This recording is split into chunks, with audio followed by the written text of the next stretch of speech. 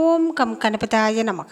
ஓம் நமச்சிவாய நமக. ஓம் நமோ நாராயணாய நமக. அனைவருக்கும் அன்பான வணக்கங்கள். நான் உங்கள் ராஜி. முருகப்பெருமான் நம்மை நெருங்கி விட்டார். முருகப்பெருமானின் அருள் நமக்கு பரிபூர்ணமாக இருக்கிறது. முருகப்பெருமான் ஜென்ம ஜென்மமாக நம்மை தொடர்ந்து அருள் புரிந்து கொண்டு இருக்கிறார். சித்தர்களின் அருள் நமக்கு பரிபூர்ணமாக இருக்குது அப்படிங்கிறத நம்ம 5 விஷயங்களை வச்சு தெரிஞ்சுக்கலாமுங்க. இந்த 5 அறிகுறிகள் நமக்கு இருந்தால் நிச்சயமாக முருகனின் அருள் நம்மை நெருங்கி விட்டது. முருகனின் அருள் எப்போவுமே நமக்கு கவசமாக இருக்கிறது. நமக்கு எந்தவித துன்பமாக இருந்தாலும் அந்த துன்பம் பனி போல் விலகிவிடும். இன்றைக்கி நம்ம கஷ்டப்பட்டுக்கிட்டே இருந்தாலும் பிற்காலத்தில் நாம் நலமுடன் வாழ்வோம், நம் சந்ததிகள் நலமுடன் வாழும் அப்படிங்கிறதுக்கு இந்த 5 அறிகுறிகள் போதுங்க. நீங்கள் நல்லா தூங்குபவராக இருப்பீங்க. தினமும் அதிகாலையில் எழுந்து கொள்ளும் பழக்கம் இல்லாதவராக கூட இருக்கலாம். 6 மணிக்கு மேலே தான் நான் எழுந்திருக்குவேன், 8 மணிக்கு மேலே தான் நான் எழுந்து கொள்வேன் அப்படிங்கிற பழக்கம் உடையவர்களாக இருக்கலாம். நான் இரவு பணிக்கு போயிட்டு வருவேன், என்னால் அதிகாலையில் எழுந்து கொள்ள முடியாது அப்படிங்கிறவங்களும் கூடி இந்த விடியற்காலை அப்படிங்கிற நேரத்தில் 3:30 மணியிலிருந்து 5 மணிக்குள்ளே நமக்கு விழிப்பு வந்துச்சு, தூக்கம் கலைந்தது, அதாவது சம்மந்தமே இல்லாமல் தூக்கம் கலைஞ்சிரும். நம்ம பக்கத்தில் இருக்கிற செல்ஃபோனோ அல்லது வாட்சவோ பார்க்குறப்ப மணி 3:30 அல்லது 4, 5 இந்த மாதிரி காண்பித்துது. அந்த பிரம்ம முகூர்த்த நேரத்தில் நமக்கு விழிப்பு வருது அப்படின்னா நமக்கு இறையருள் நிச்சயமாக இருக்கிறதுங்க. இறையருள் உள்ளவர்களுக்கு அந்த நேரத்தில் விழிப்பு வரும். ஏதாவது ஒரு காரணத்தினால் அந்த விடியற்காலை நேரத்தில் விழிப்பு வரும் அப்படின்னு ஆன்மீக பெரியவங்க சொல்லியிருக்காங்க. 2வது, நல்ல ஒரு நாட்களில், அதாவது நமக்கு இன்றைக்கி இந்த திதி தான், இந்த நாள் தான் அப்படின்னு நம்மளே நினச்சிருக்க மாட்டோம். ஏதாச்சியாக கோவிலுக்கு போவோம்.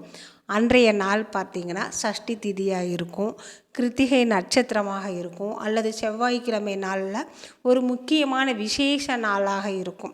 இந்த மாதிரி ஏதாவது ஒரு விசேஷமான பௌர்ணமி திதி, அமாவாசை திதி, இந்த மாதிரி நாட்களில் நம்மளாக போகலை அப்படின்னாலும் ஏதோ ஒரு காரணத்தினால யாராவது ஒரு நண்பர் கூப்பிடுறாங்க, இல்லை பக்கத்து வீட்டில் கூப்பிடுறாங்க, நம்ம அன்றைக்கி கோவிலுக்கு போவோம்.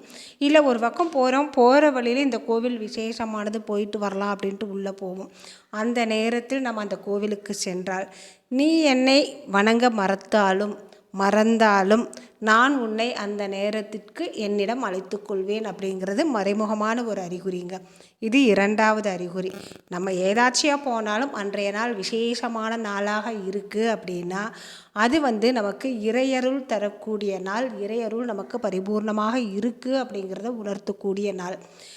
ஒரு சில நேரங்களில் கோவிலுக்கு போகணும் அப்படின்னு நினச்சிருப்போம். ஒன்று உடல்நிலை சரியில்லாமல் இருக்கும், அல்லது மாதவிடாய் காலமாக இருக்கும். இந்த மாதிரி ஏதாவது ஒரு காரணத்தினால கோவிலுக்கு போக முடியல அப்படின்னு நம்ம மனசுக்குள்ளே கவலைப்பட்டு, ஐயோ இன்றைக்கி நம்ம கோவிலுக்கு போகலான்னு நினச்சோம், இன்றைக்கி போக முடியலையே அப்படின்னு கவலைப்பட்டு இறைவனை நம்ம நினைக்கிறப்ப கனவில் நமக்கு காட்சி கிடைக்குங்க.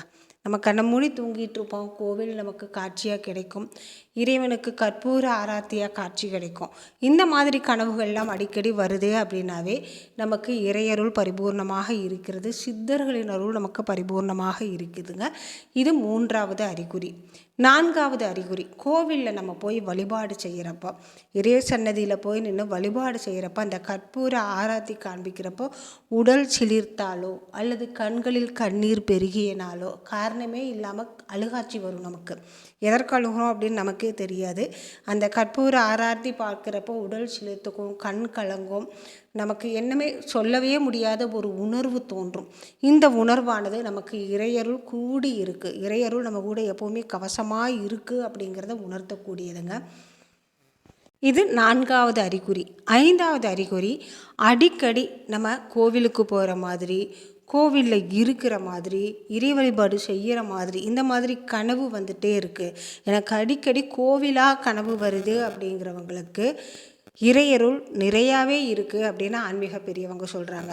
இந்த அறிகுறி உள்ளவங்க இறைவனை நல்ல முறையில் வழிபாடு செய்து இறைநாமம் சொல்லி தொடர்ந்து கோவில்களுக்கு சென்று ஆன்மீகத்தில் இருக்கிறப்ப சித்தர்களின் அருள் அவங்களுக்கு பரிபூர்ணமாக கிடைக்கும். இறைவனின் அருள், அதாவது நீங்கள் எந்த தெய்வத்தை மனசீகமாக வழிபாடு செய்கிறீங்களோ, எந்த இறைவனை நீங்கள் வழிபாடு செஞ்சுட்டு இருக்கீங்களோ அந்த இறைவனின் அருள் உங்களுக்கு பரிபூர்ணமாக இருக்குங்க.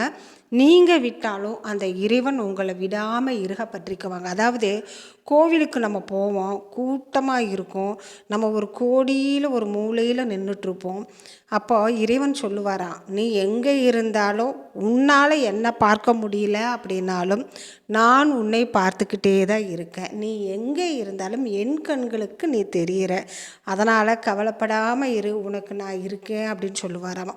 அந்த மாதிரி நம்ம இறைவனை வழிபாடு செய்யலை அப்படின்னாலும் இறையருள் அப்படிங்கிறது நமக்கு இருந்தால், நம்ம இந்த பதிவில் பார்த்த 5 அறிகுறிகளும் நமக்கு இருந்தது அல்லது 5 அறிகுறியில் ஏதாவது ஒன்று இருந்தாலும் இறைவனின் அருள் நமக்கு பரிபூர்ணமாக இருக்குங்க.